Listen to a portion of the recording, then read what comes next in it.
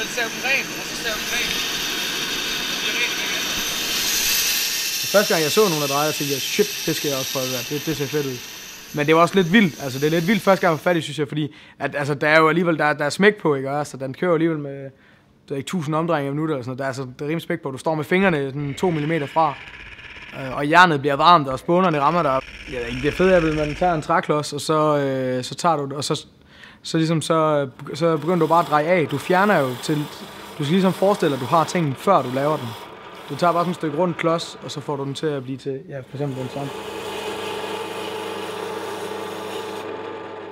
Vi har 8 drejebænke.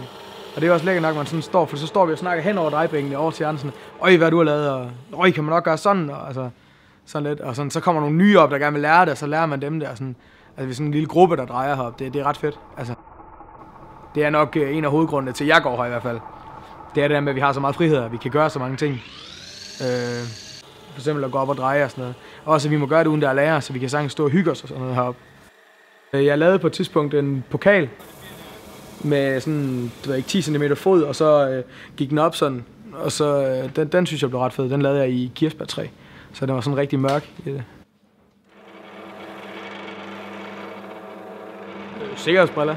Det er nok en rimelig god idé, jeg vil sige. Det går ret under for det i øjnene. Ellers så bare gå til den. Altså, bliv med at presse dig selv.